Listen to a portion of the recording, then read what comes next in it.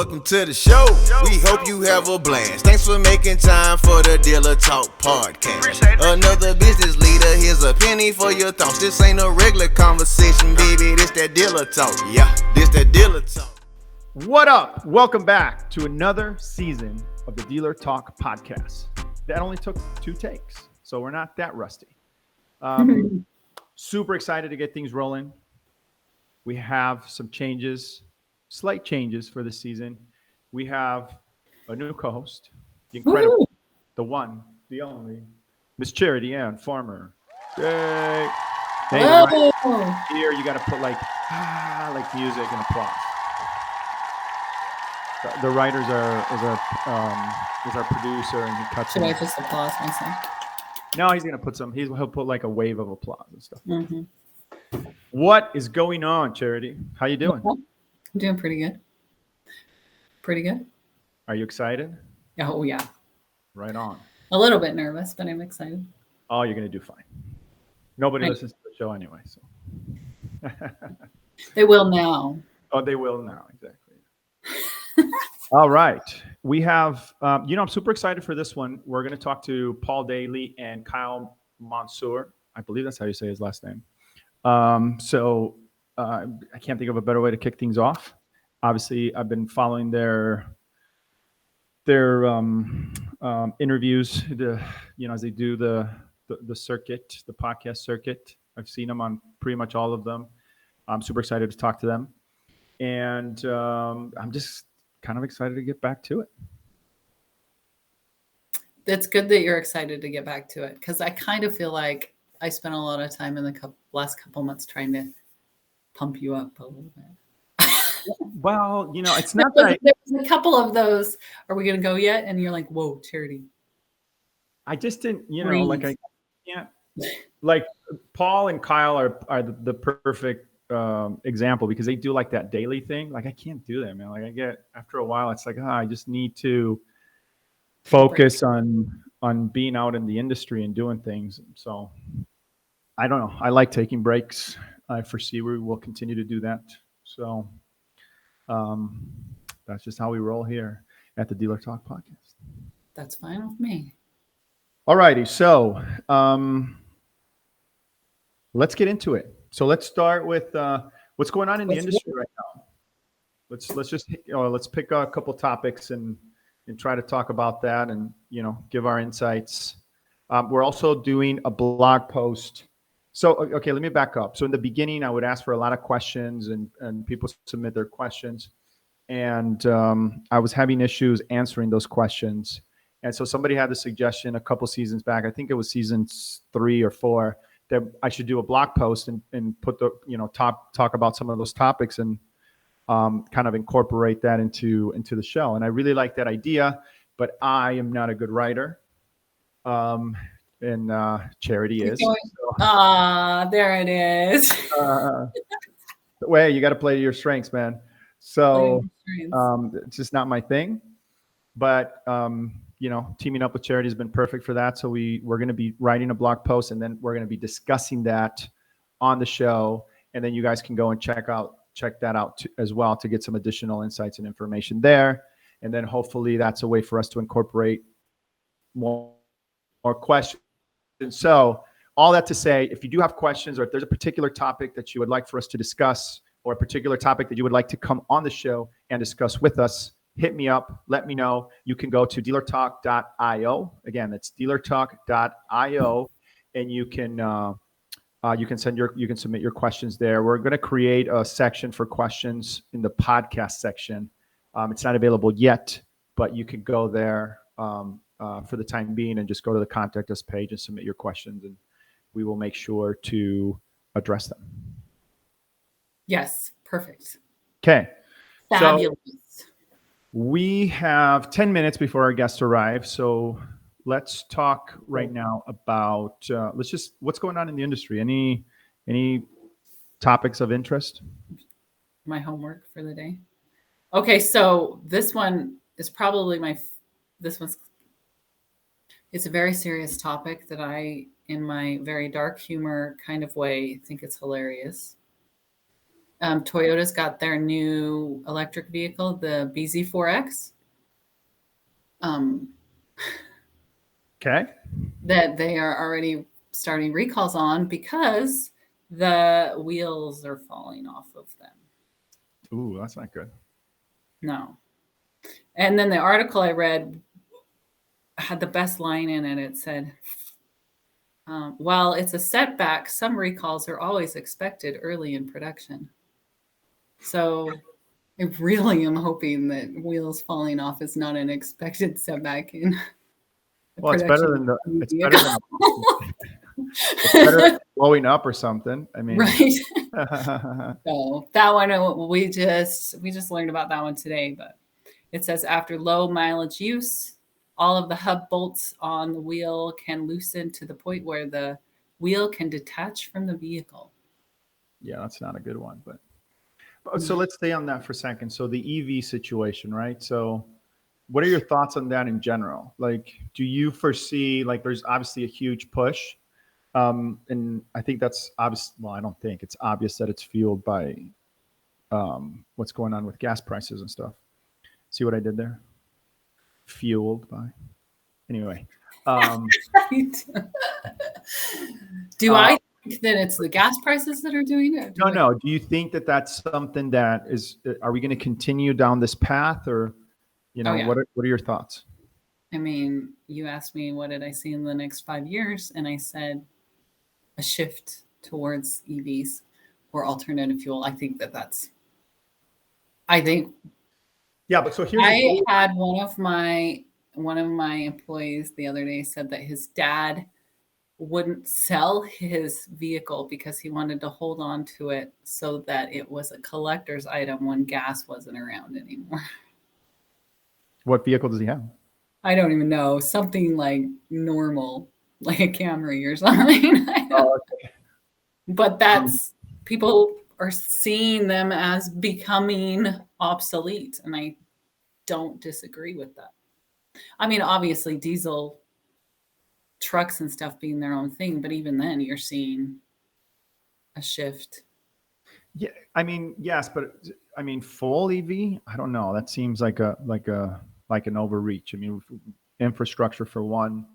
The other thing is those cars are not very eco-friendly, right? I mean, to build those batteries, there's a lot of earth damage. So there's that. I was reading an article it was like a week or two ago about, I mean, rhetoric is kind of a thing for me, right? And persuasion, and how you get to the point where everybody starts buying in takes way longer than we realize with the conversation that you start having. So people wanted vehicles we wanted to push toward electric vehicles and hybrid vehicles. So what do they start doing years and years and years ago? They create like a moral foundation or an environmental foundation of why it's better to do it this way. And then that dialogue starts building, and then there's a huge shift. And I think that's what we're seeing. And then everybody just kind of glazes over that. Is it really better for the environment to build these? We just glaze over that part because the moral foundation is hybrids and electric vehicles are better. That's how I feel about that. But they're not necessarily. And then there's the right there, and that's what I'm saying. It's not necessarily true, but the rhetoric that gets built by the people I kind of sound like a conspiracy theorist right now, is they are better, and then they start that momentum.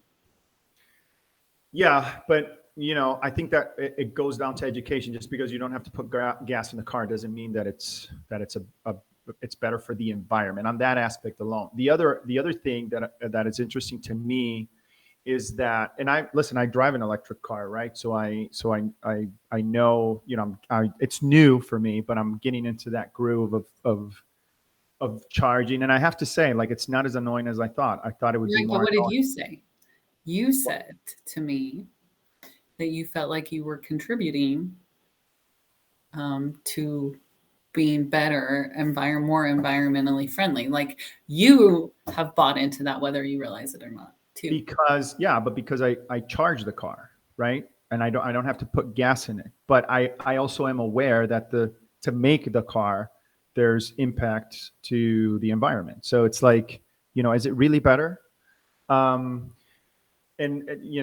so there's that aspect of it. It's after the post purchase of it, and not having to put gas in the car, and then you stop to charge and other people are charging, and it's kind of like you get out of your car, you talk, or you go get a coffee or something, and while your vehicle's charging. I don't know. It's not as annoying as I thought it would be. But there are people that like cars because they're cars, because of the combustion, because of the engine and the feel good of it. You know what I mean? And then but then that goes right back to the collector's item concept. Right, but this won't be a solution for them, is my point. Right? Whether it's good for the environment or not, that customer is still going to want to have that feel, that they want to feel like they're in a vehicle, like a car, with the engine and the noise and the so. Let's just stop and address that we're discussing gas engines as possible collector's items in the future. Did you ever anticipate that would be something that you saw happening in your life, that we would shift to electric vehicles at all? Yes. Yeah. For sure. Did I think that we would be in a place now where every manufacturer and everybody's like, I think, was it in Europe that they, I think I read an article that said that in Europe, they were pushing to have everything EV by 2030 or something like that, which, I mean, I don't know, man, like that seems interesting. We'll see if it happens, right? Well, that goes into one of the other articles that I just read, was that Tesla is pushing to be able to build 20 million vehicles annually by 2030.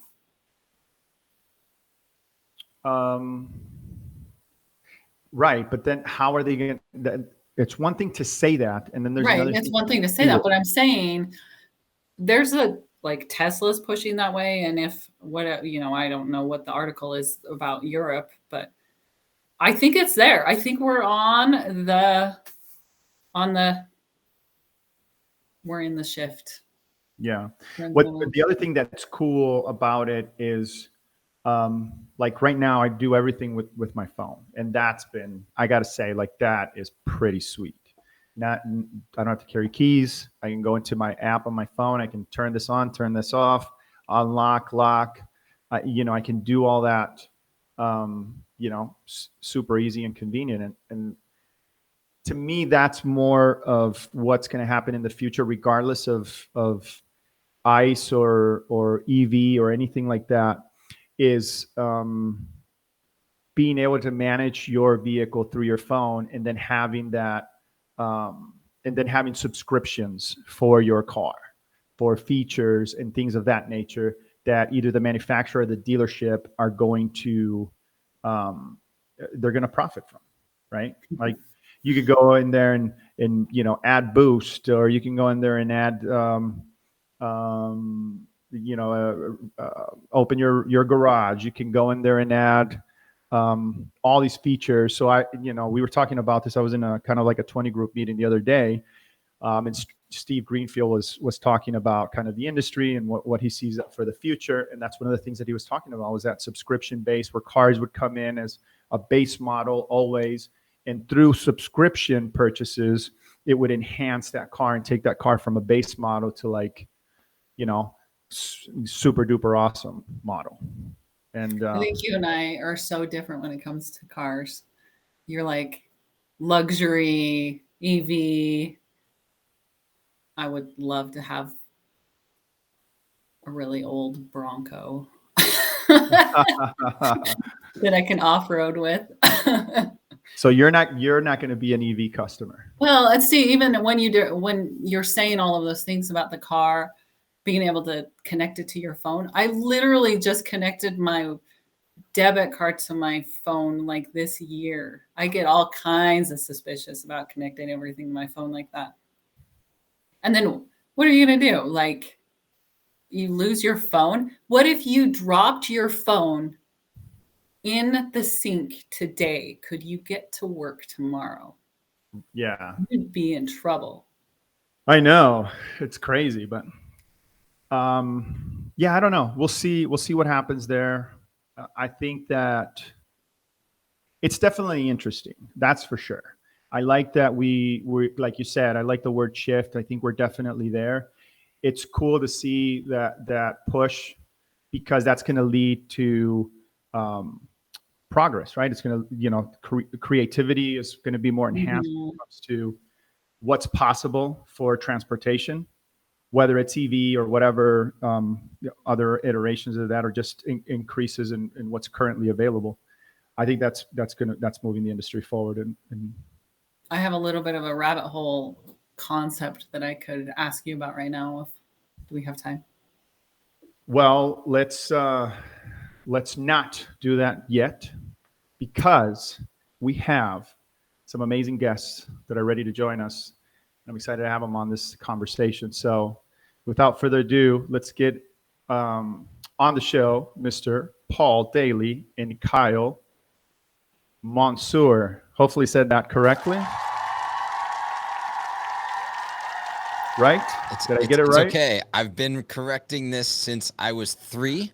It's actually how I learned to talk. My parents reared me. They grew me up, and they said, Kyle, everybody will ask you how to say your last name, and it's it's Mountsier. So no, it's fine. Mountsier. Not a problem. There you go. Mountsier. Yep. Right on. Right on. Hey guys, welcome to the show, man. This is awesome. Yeah, I'm really I want to know what the rabbit hole is, so I could sit here and just eat some popcorn for a minute if you guys want. Okay, so you ready? I'm ready.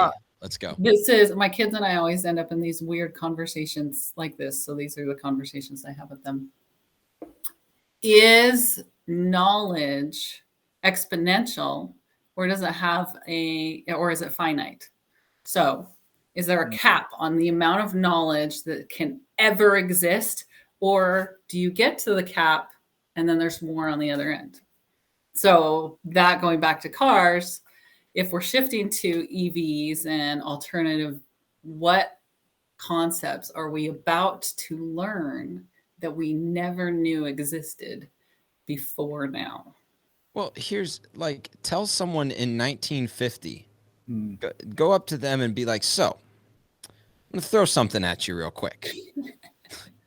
In 54 years, when you're still alive, there's going to be this thing. It's going to have a screen.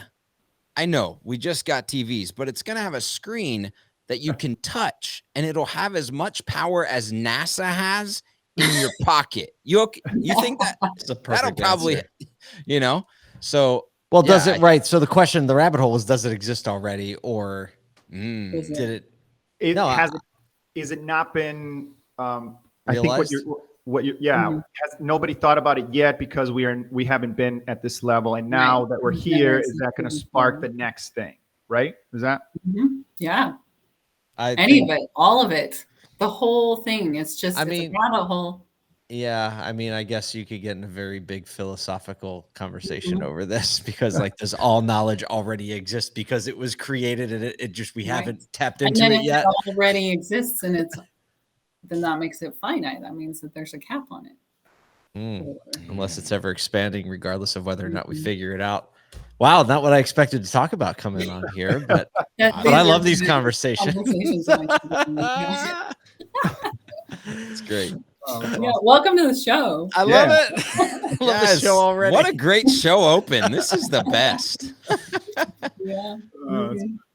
All right, so we kick things off with kind of a background. Everybody knows who you guys are, obviously. So just tell us what you've been up to. Catch us up. Oh man, go ahead, Kyle. Oh, we have a rule when we're on a podcast together. Not that we like to go into other people's houses and give them rules, but this is for the betterment of everybody. Just call on one of us to start, because if not, we'll both wait for a second, and then we'll both start talking.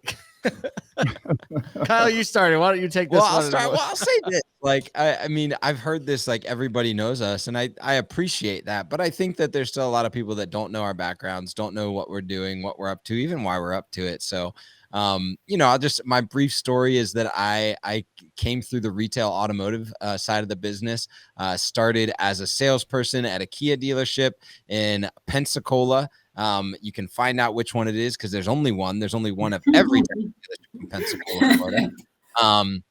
Which was great, and moved on to a Nissan dealership, quickly worked my way into management, had the opportunity to be a finance director and a sales manager, new car director, open a store, and then have spent the better part of the second half of my retail career in the marketing, operations, change management processes, all of that training for a dealer group. And then just recently last year, decided to step out of that and really kind of saw this vision for in impacting the industry more as a whole. And I know that you can do that, from being boots on ground and communicating, and you can do that from the position that I'm doing it now. And I just decided that, shouldering up with Paul and what we initially set out to do and what we're doing now was just the option that was best for my family, what I felt was best for what I wanted to speak into the industry and the things that I think the industry needs, which is drawing together people, crafting community, creating conversations, and allowing innovation to be sped up instead of slowed down by all of those things happening together. So I stepped out of the dealerships to start a marketing, training, and learning platform that was going to be what we call Contagious Auto. And Paul and I got together initially to do that. He can probably tell maybe more of the story of how we connected, but really shortly after that, realized that this thing that we call ASOTU, or Automotive State of the Union, was just the place where we needed to spend the most time because we could have the most impact on our industry as a whole. So that's my brief background, if you'll have it. Right on. Paul? A little bit different. Came in through the industry partner side, walked in my first dealership when I was in my early 20s. Got a job as a service advisor, never stepped foot in a dealership before. I really enjoyed the energy of it. Ended up starting a cosmetic reconditioning company, making used cars look better, right? Started with wheel repair and kind of eventually got into dents and bumpers and all that stuff. Grew that company for 15 years to become a regional business in the Northeast. Meanwhile, started a content agency because we were making our own content within it just for company culture, basically. Well, that company ended up getting acquired by Dent Wizard International about 5 or 6 years ago. And I leaned all the way into developing a full service agency. Got connected with Gary Vaynerchuk and his team, and really they mentored us into our agency life. Met Kyle, the pandemic hit, everything got locked down. I was in the middle of, trying to grow the agency. I wrote a book called the Automotive Manifesto about brand marketing, and pandemic locked us all down, or a lot of us down, and no one knew what to do. Everyone seemed to feel better when they were on Zoom calls with each other across the country. A lot of people didn't know how to use Zoom 2 years ago. Believe that? It feels like a weird thing. No. Still a struggle. It feels like a weird thing. But so I said, we're going to have a live stream, and just started asking people for introductions. Everyone I asked said yes, right from Rhett Reichert, who was chairman at NADA at the time, all the way through the rank and file of the dealership. Thousands of people showed up, and we just kept having live streams under this name, Automotive State of the Union, that I came up with because I knew it needed to sound official if people were going to believe it was a real thing. And then Kyle and I met during the pandemic through some marketing rooms and did some things together. We met in Tampa, realized we needed to do something together. So we were going to change the marketing, take the angle of marketing to change the perception of retail auto from the inside out. And then realized that we had one Automotive State of the Union event Kyle just threw in, and we realized that was really the path to making the biggest impact. So that's why we formalized it as a company. Earlier this year, brought on 7 dealer investors to be the only dealer-owned media company. And now we just go for hours and hours and hours and hours a week, just building what we're calling a beacon to just draw all the like-minded people together at what we believe is the new center of the retail auto industry, which is different than the old center. Yeah, and I caught your guys' episode on Cirillo's podcast, which was really good, by the way. And you talked about putting an event together. right? Like the first of its kind, Yeah. like kind of reinventing that. What's the objective with that? Kyle, it's you. I'll call him Kyle. Yeah, there we go. Kyle. So You gotta call on people. Yeah. We'll get the hang of it.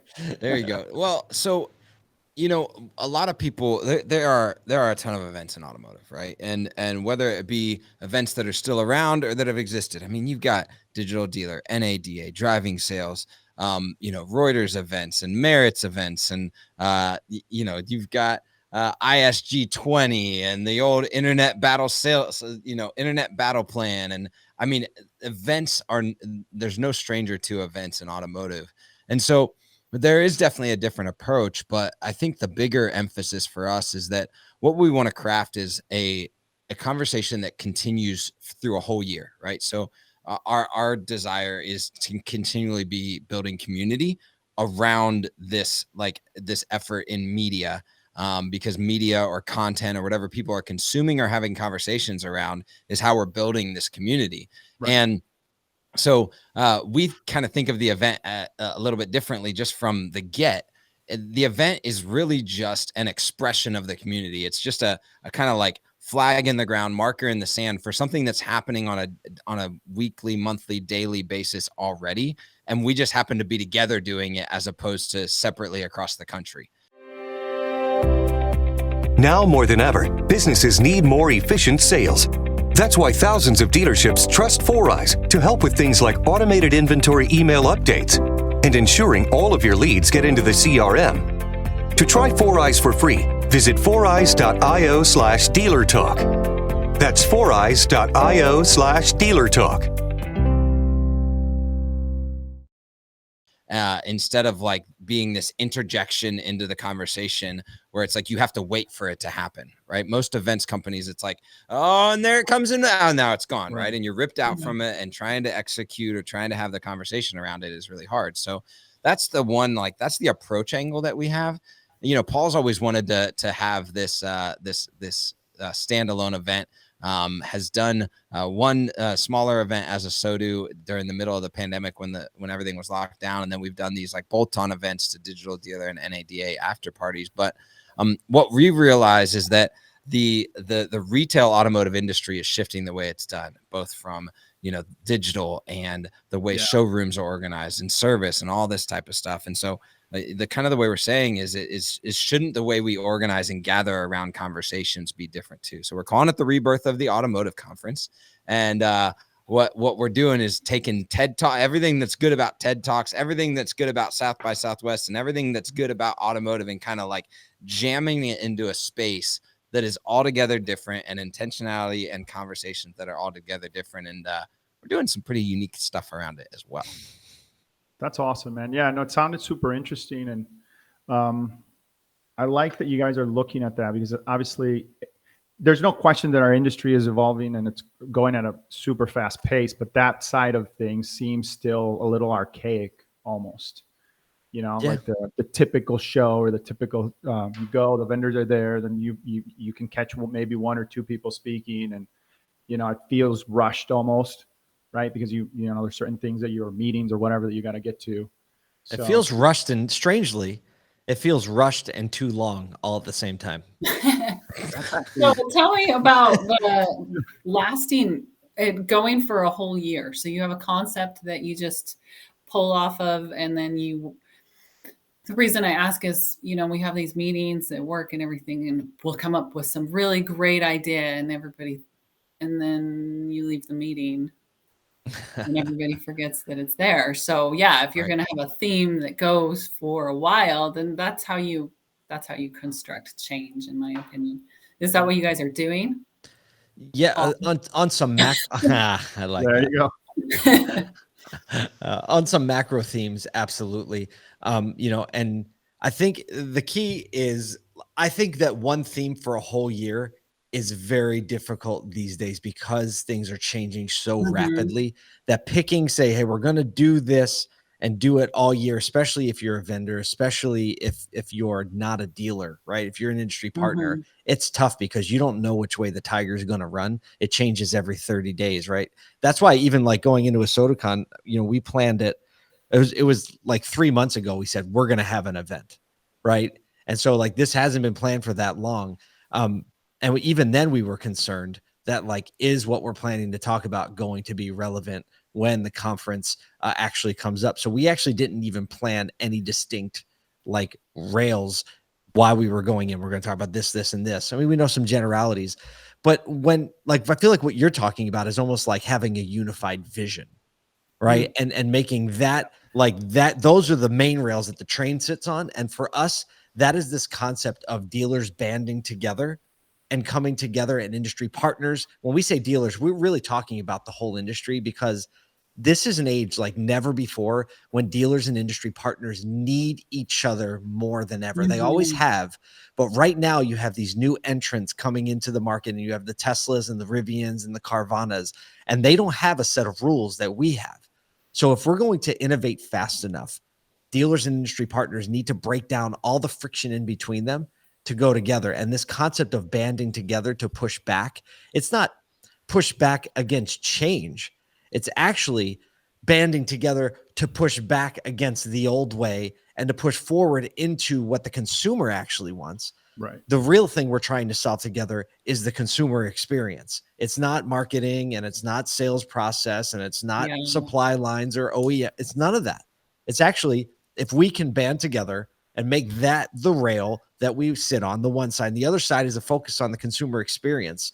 If we can go for that together, that's how the retail auto industry, franchise retail automotive, wins. So, so what you said feels a lot more like vision than, like a theme. Yeah, I like that. I like that concept. I was in Turkey recently, and I spoke at a Fiat deal that they had over there, dude. And it was weird walking in there, because first I found out that the dealership closes at 4. They only had like 3 cars in their showroom. Right. They had 0 used cars, man. Like 0. That's really weird. And so I started talking. I'm like, dude, what's going on here? And he's like, well, we just deliver the cars. Like, we don't stock them or anything. The person goes to this platform. They choose the dealership that they want to pick up the car at. The car gets sent over to us, and then we just basically deliver it. And then they have the service side, which is what pretty much runs their operation. And I got to thinking, and again, we echoed this in a meeting I was in recently with Steve Greenfield and LotLinks and some other partners.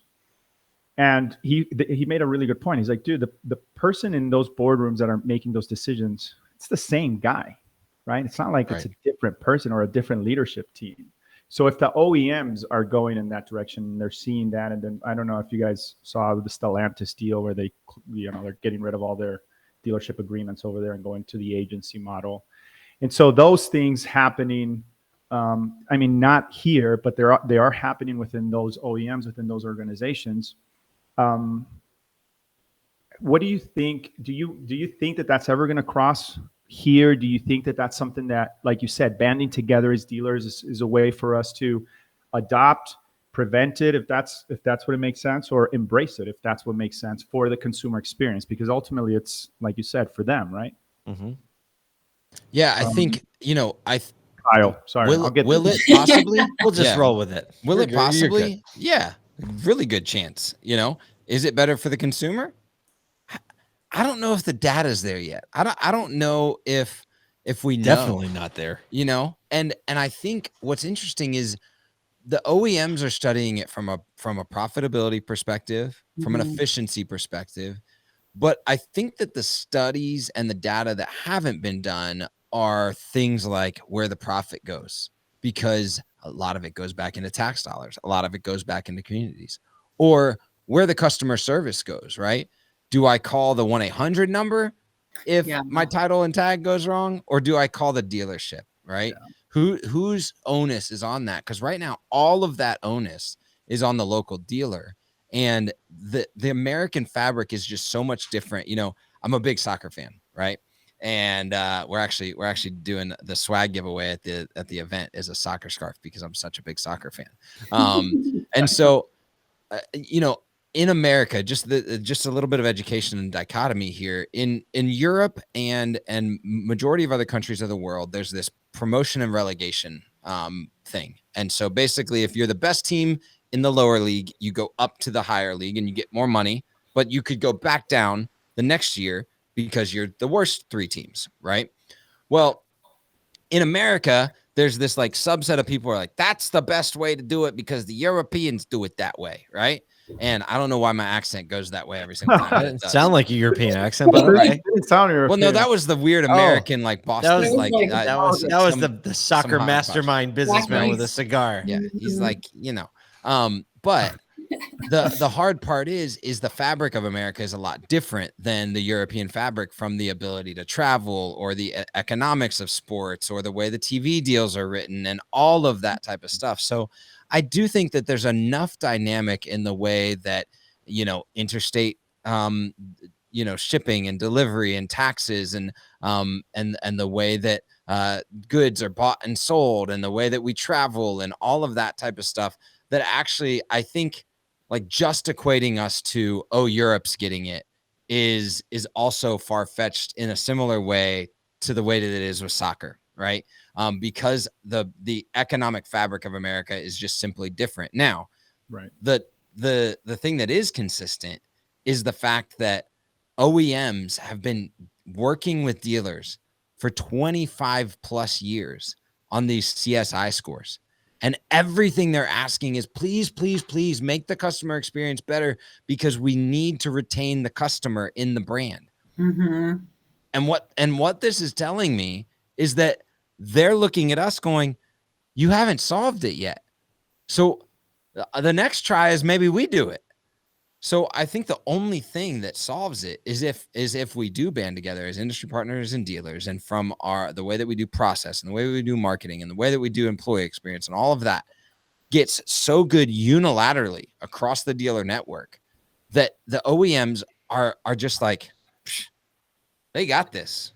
We don't even need to, because our profitability and our retention, and it's so good. And the customers, man, you should see CNN.com. People are shouting about how much they love car dealerships and no longer these litigations on how bad they are, right?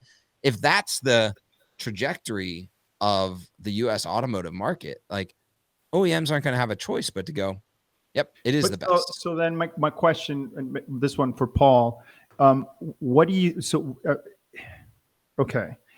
I agree with that in the sense that if there's no problem at the dealership level, there's no reason for the OEM to kind of come in, right, or try to take that space.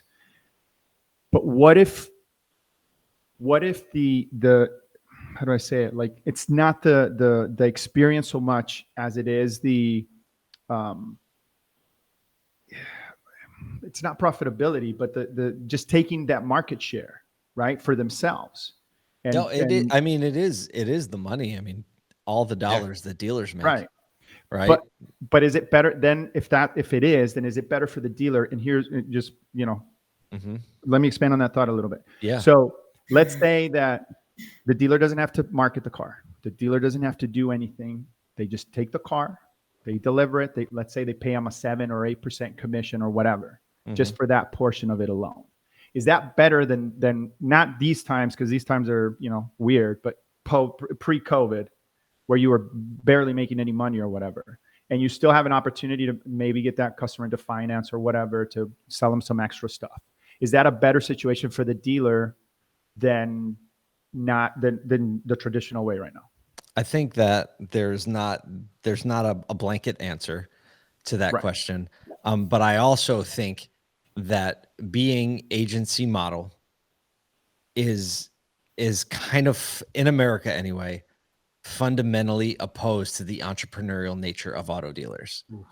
Because what we're saying is we're going to give someone else all the control, and I just get what they tell me I can have.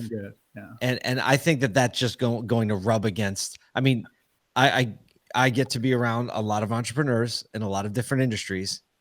And I will tell you that auto dealers are some of the most purebred entrepreneurs I've ever been around.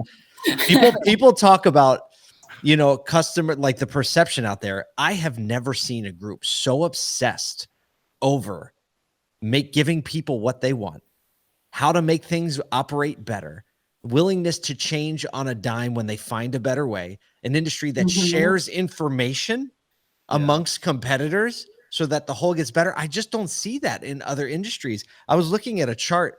I was watching so Kyle and I in the mornings, we scour all these news sources, right, to put together our morning show. And this morning I came across a video on CNBC, and it was a really great 10-minute piece they put together talking about the whole of the auto industry and why, follow the publicly traded companies.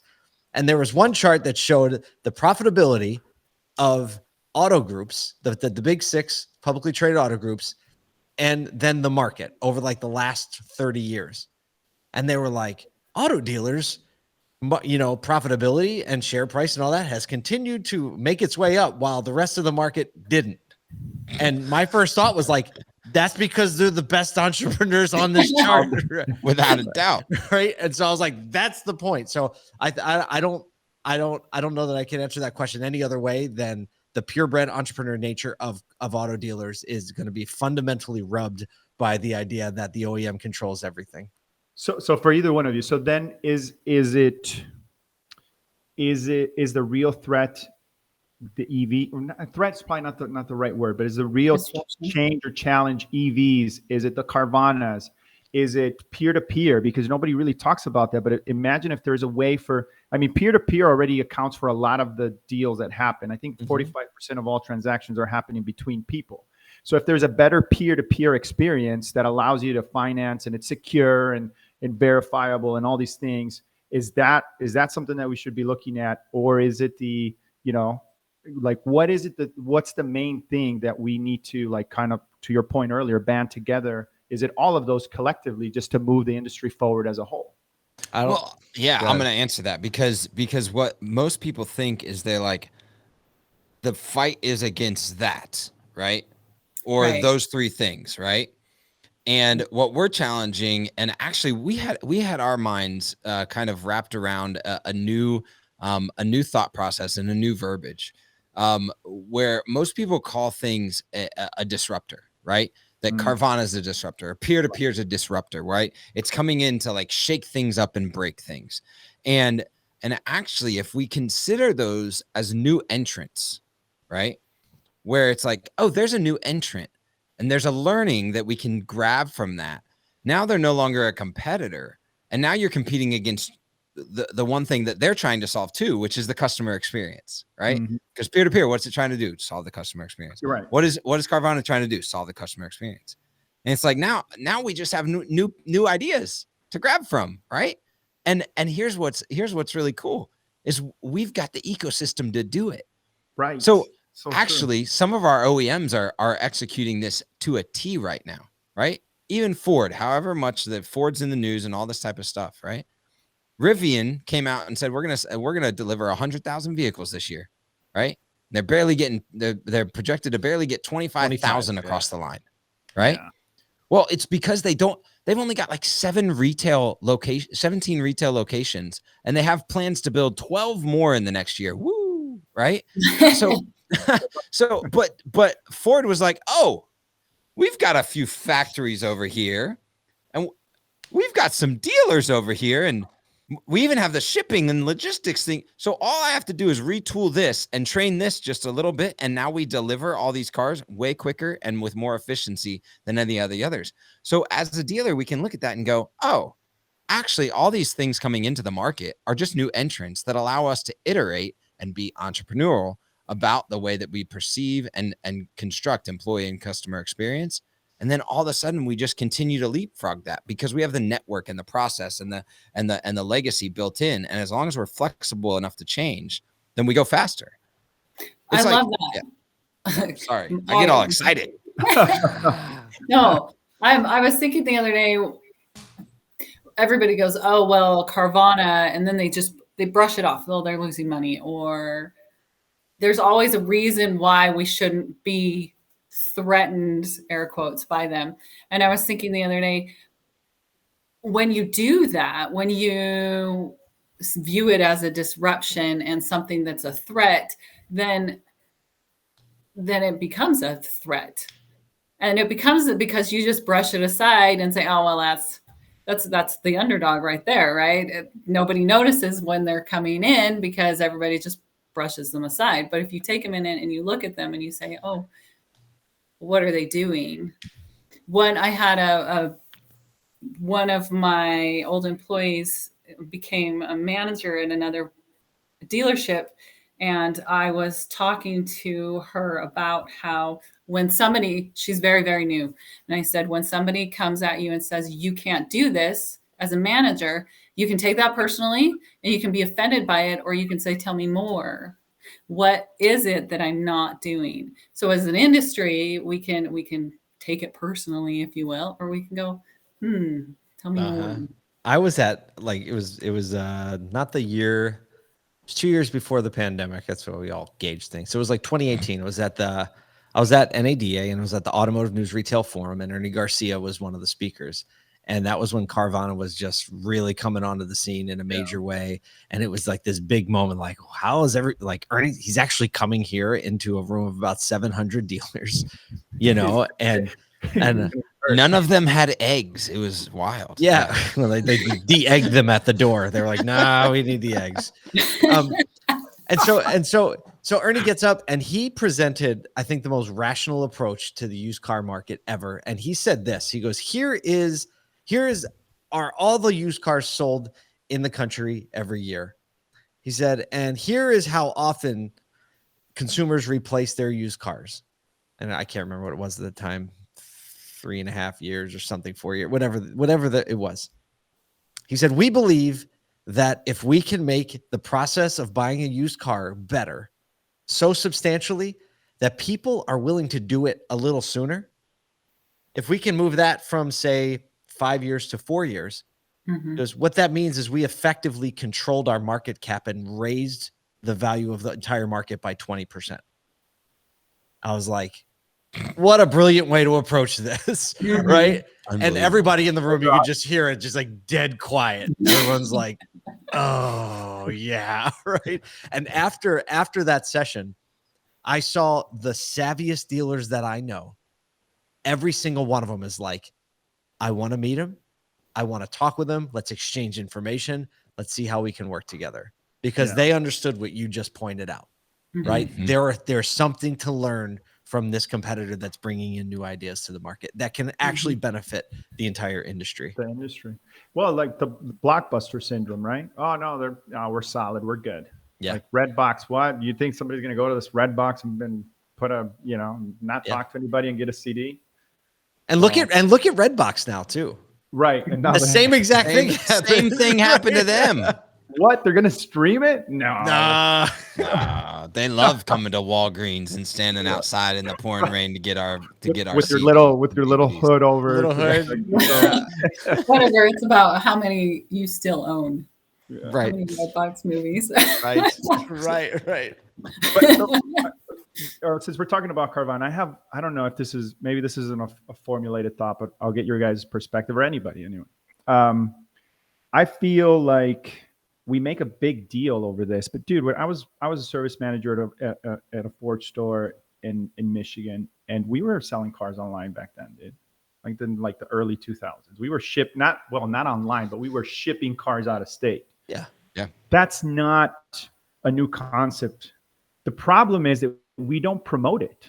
Like go to any dealership and go, where is the information on how to buy this car online? Like truly buy it online, step by step by step. Here's how you do it.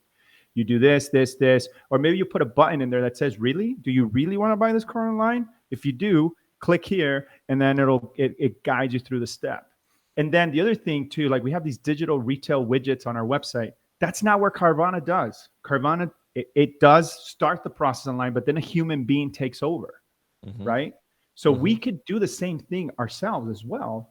And can you imagine if all dealerships were doing that succinctly and effectively? How much of a threat would it really be? The only thing that we would have to figure out is the transportation, because to buy that to get that car, moving it around the country, right? That would. But there are people solving that problem too, right? There are companies solving that. So what's really the threat? I don't like. We just need to promote it. We need to let people know that, hey, we offer that service too. You never want to come here? No problem. But we do these things, and we offer this online experience, and we still expect the customer to come in and go into the box, and we still want to have that control and stuff. So I don't know. I mean, am I missing something? Well, I think that you've got 3 layers. The first layer that you have to break is the cultural perception of the automotive dealership, right? So like just telling them, oh, we're online too, that's kind of like table stakes at this point, right? And so I don't know if it's like if you're not figuring that out, then hey, just so you know, it's 2022, right? So we have this cultural boundary that we run into. So we're working on that. Okay. And that's a lot of what we want to do, as Automotive State Union. But then, deeper, you've got this issue where even so many dealers don't even know what the industry partners have access to, right? Or what they've built or what they really do, right? Because maybe there's not someone dedicated at the store to doing the research and development. Maybe they don't have someone that understands the technology or the new processes or anything like that. I mean, there are some words and acronyms that I could throw out to probably 90% of dealers that it would just be like, and you do what with how, right? I mean, it's not the dealer's fault. Honestly, it's an education problem. It's a communication gap problem. It's like, the one side doesn't know how to communicate with the other. Right. And that's really where it comes down to. Like, I talk to so many dealers and they're like, okay, so where do I start to do Facebook ads? And I'm like, okay, so go to your business manager. And they're like, great, I'm on the page settings. Like, business manager, I don't know what that is, right? And it's just like these things that we have to figure out how to educate on a global scale and draw people together in these conversations more often, so that dealers can learn what a CDP is, and so that the new CDP entrant, customer data platform for those that's coming in, that's allowing you to execute different with your marketing because of audience targeting strategies, also knows that the common customer of that dealership and the way they interact at the Starbucks down the road is X.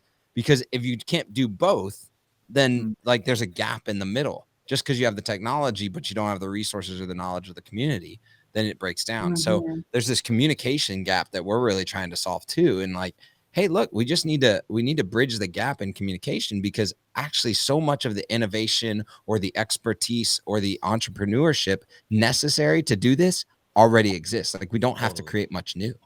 It's pretty wild. You just have to have people.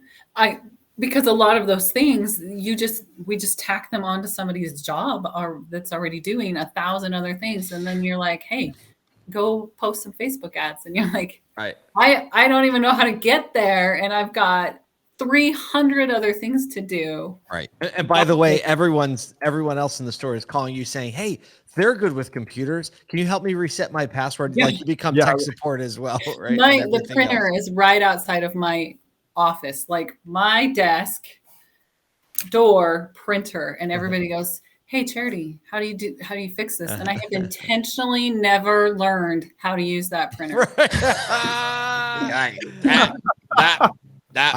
don't know. I have no idea.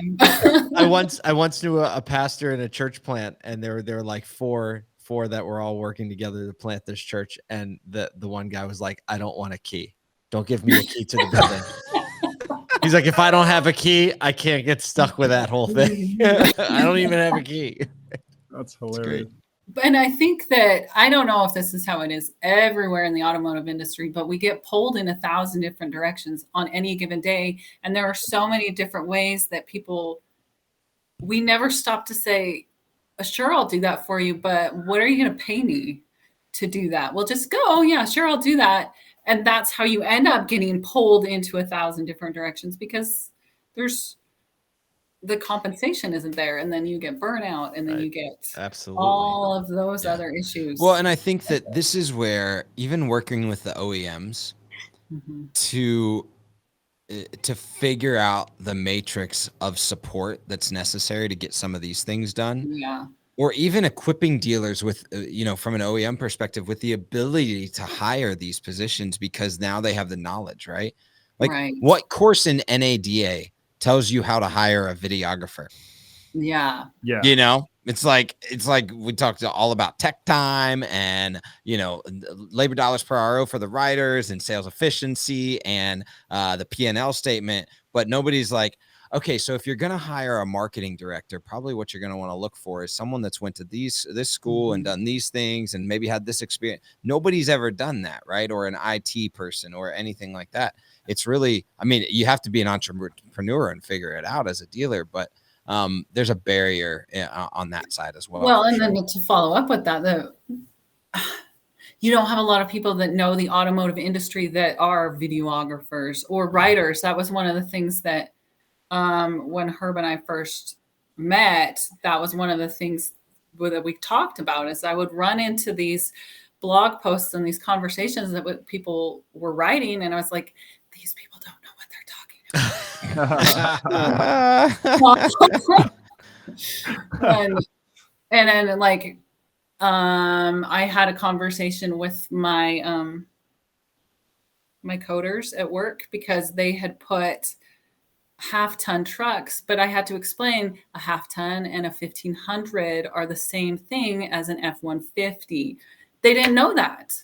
They know code. I don't know code at all, but that's that gap right there. There's just nobody that can do both things in the industry, and you've got to have those shifts.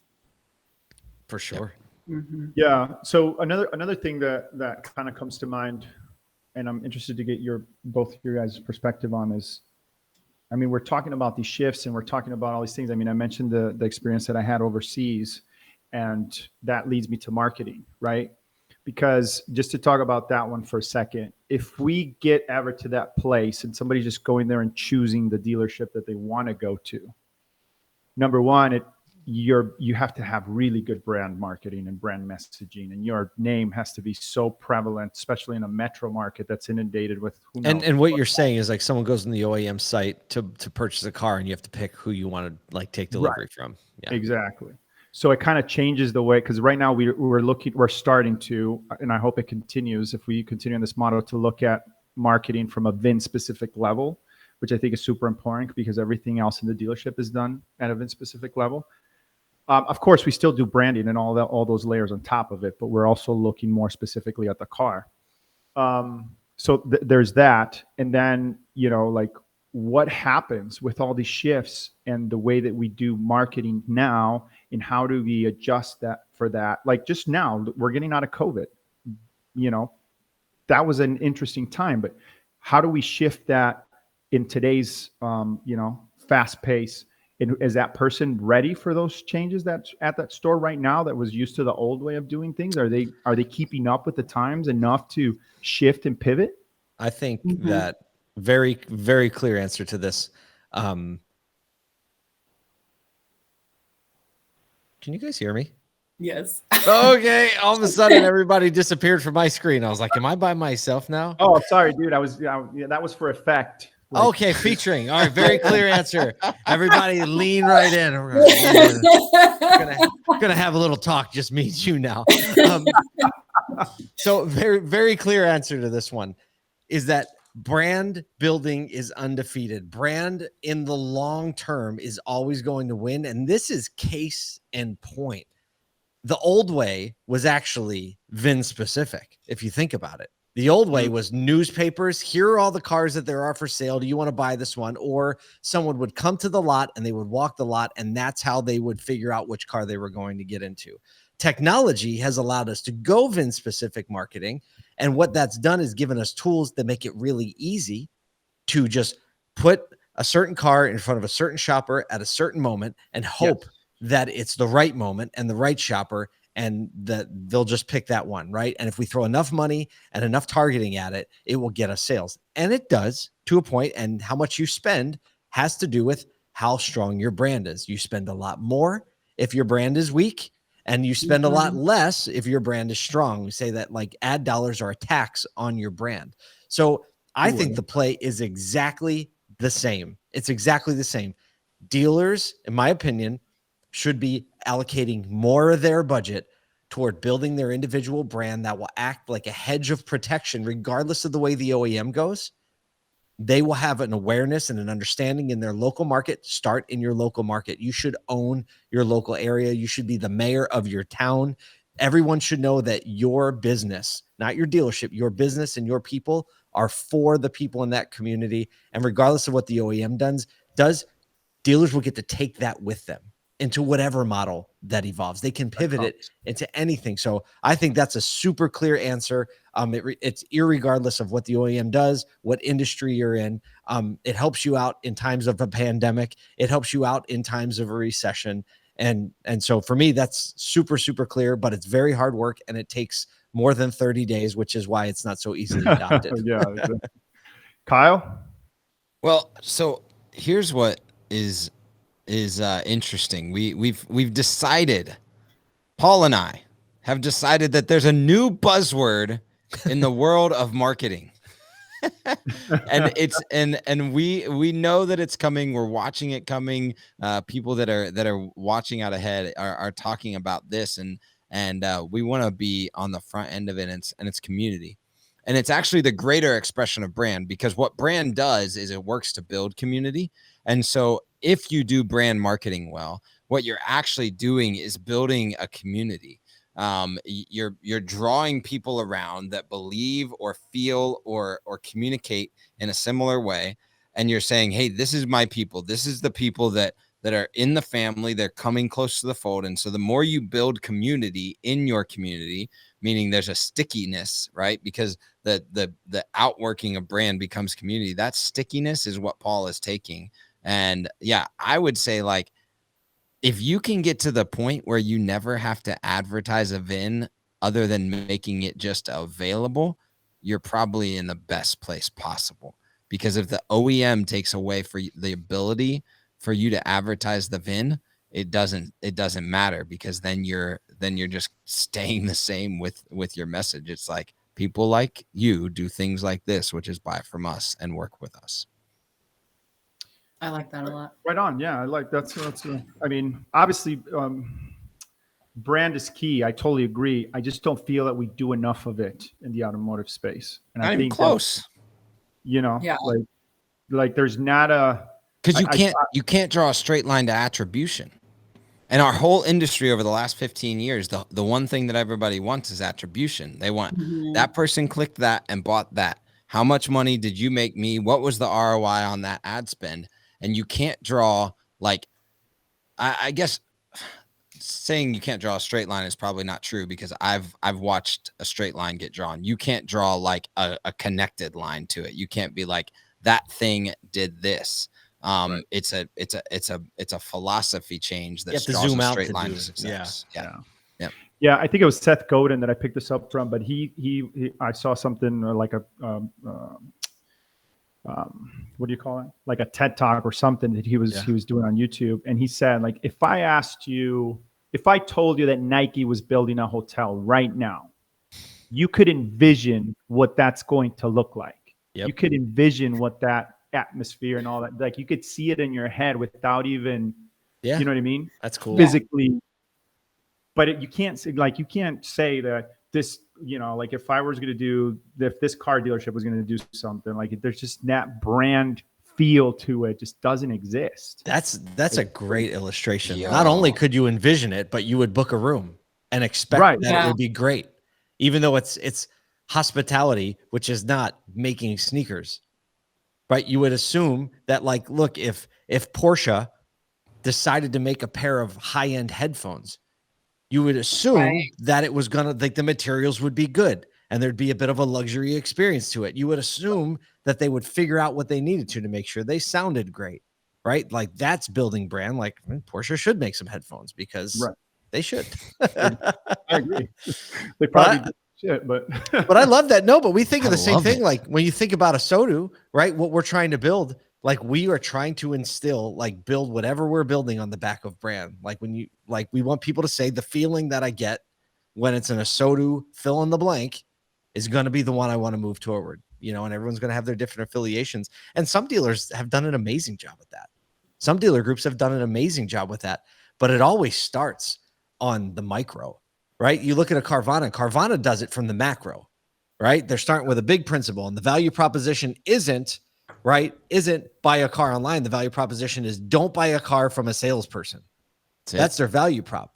right? And what they did was they made fun marketing. They pounded that message. They put billboards all around the cities they wanted to move into to raise awareness, right? And that's how they raised awareness and built the brand and built the feeling around what it must be like to do business with Carvana, right? Don't ask the thousands of people who had messed up titles and all that stuff, because on the billboard, it's got a car with a little halo over it, right? And so that's from the top down.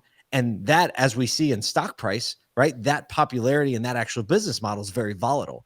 When you build it from the ground up, from the dealership model, it's actually very sturdy and it's very lasting. And yeah, things can go wrong and economies can crash.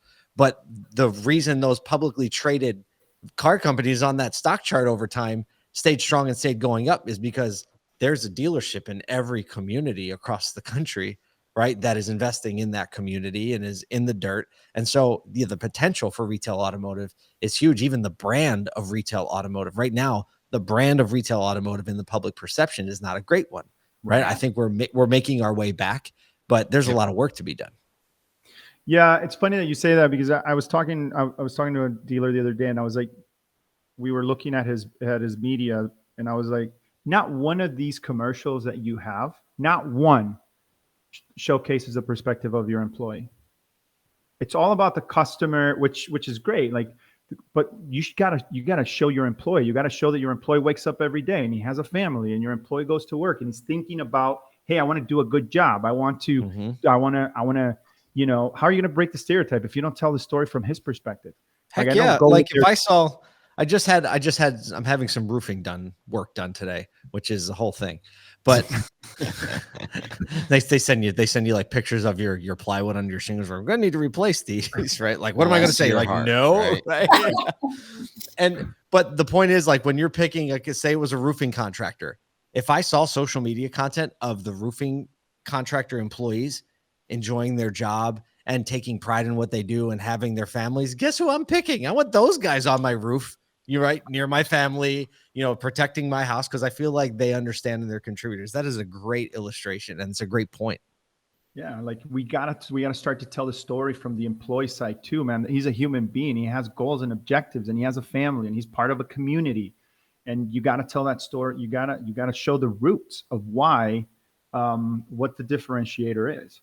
And as far as the Carvana thing, I mean, not to keep beating on that, but just had one lasting thought on that, is that, I mean, that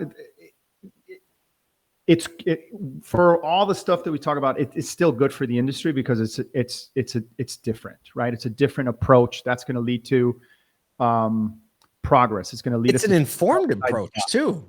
Yeah. Right. They didn't just wake up one day and say like, I bet this will work. Right? Like, no, it's like incredibly informed with consumer data.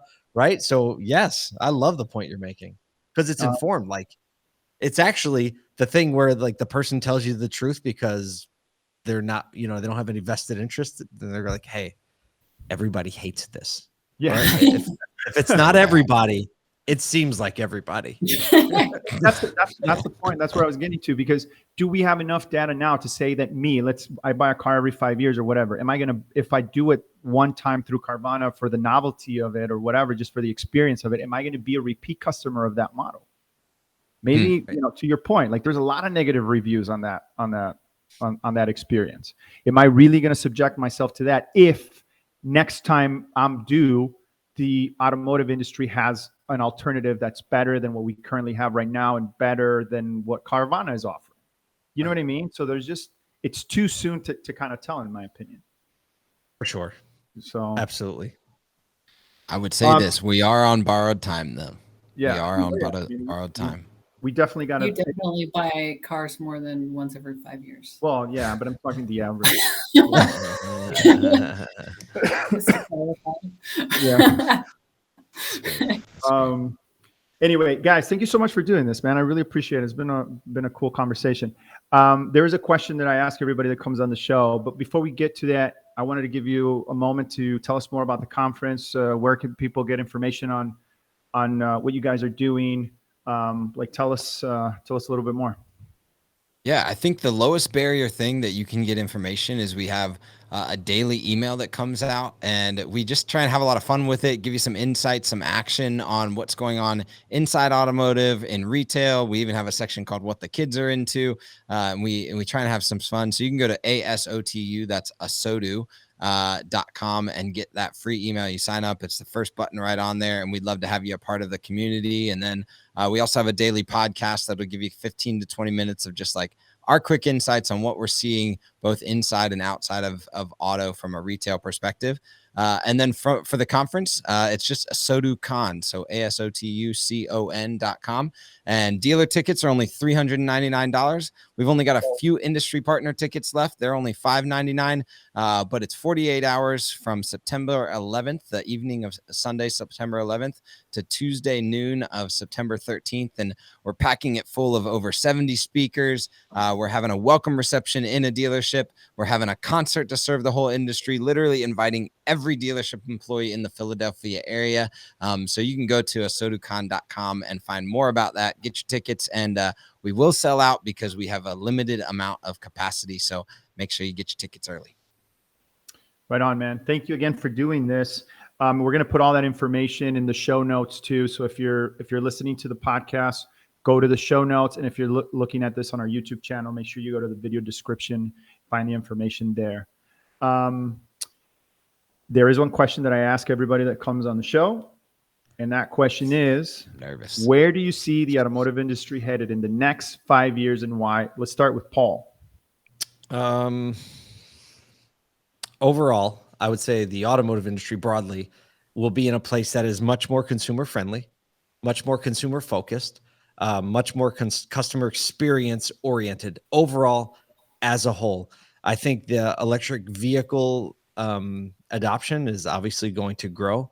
I think the jury's out on how fast that will actually be, because whether or not infrastructure can keep up and materials can be sourced. But I do think in 5 years from now, there will be a lot of franchise retail auto dealers doing things in new ways. And I'm betting on that. So I got to leave something for Kyle to say. Kyle. Yeah, I mean, because of that entrepreneurial spirit, I think that the dealer network is going to thrive. I think that ASOTU is going to be a big part of drawing those dealers together that are already close to that, and then even those that are far away that are ready to lean in and learn from the most progressive dealers. And I think that the collaboration between industry partners, OEMs, dealers, and even customers is going to become a lot more palpable in the American fabric. And we're just going to see exactly what building community and collaborating and having conversations does to an industry. So I'm excited because for me, there's no other option than the retail automotive industry thriving. And I will say this. I think we might in 5 years no longer have the word digital retailing, but that's only because it's one of my big missions. It's just retailing. Yes. Right on. Thank you guys for doing this. We really appreciate it. Again, go to show notes, guys. Check out the information. Make sure you connect with Paul and Kyle. Not only is the information for the event, but everything that we can have, their LinkedIn, all that stuff is going to be there. So definitely reach out. Thank you again, guys. We really appreciate it. Thank you so much. Thanks for having us. Thank you. All right. Thank you so much for tuning in. Thanks, Paul. Thanks, Kyle, for kicking us off on season 7. We're super, super excited, man, to get this thing rolling. We already have a pretty good lineup of guests, so we're excited. Again, we got Charity co-hosting with me. We have a little bit of a different format that we're excited to share with everybody. That's all the time we have for today. And as usual, we'll talk later. We only host a well-respected. The vendor LexisNexis. We don't sell digital marketing. What you do? We inspect it with our DT vendor management. Now more than ever, businesses need more efficient sales. That's why thousands of dealerships trust 4Eyes to help with things like automated inventory email updates and ensuring all of your leads get into the CRM. To try 4Eyes for free, visit 4eyes.io/dealertalk. That's 4eyes.io/dealertalk.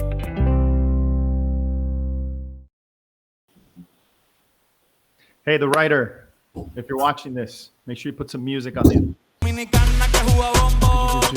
Juega bombón. La de Barcelona que vino en avión. Hey, we got to get going, dude. Okay.